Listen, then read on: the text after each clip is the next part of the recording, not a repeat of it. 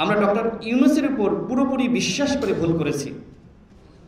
আমরা মনে করেছিলাম যে তিনি হয়তো যথাসময়ে, যেটা আমরা অতীতে দেখেছি যে 3 মাসের মধ্যে নির্বাচন দিয়েছে, হয়তো তিনি 1 বছরের মধ্যে নির্বাচন দিবেন।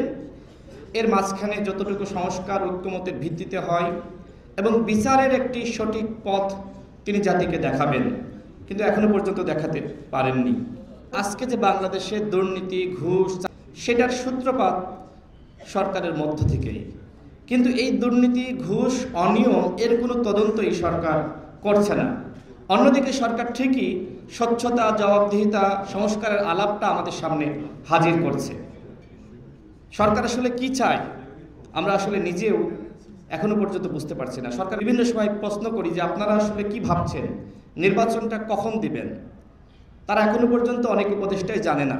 তার মানে এইখানে দেবপ্রিয় ভট্টাচার্য যেটি বলেছেন যে সরকারের ভিতরে আরেকটা সরকার, অর্থাৎ ডক্টর মোহাম্মদ ইউনূস সিদ্ধান্ত নিতে পারছেন না, সরকারের মধ্যে বা ভিতরে বা উপরে আরেকটা সরকার রয়েছে, যখন ওহী নাজিল হবে তখন নির্বাচন দিবে।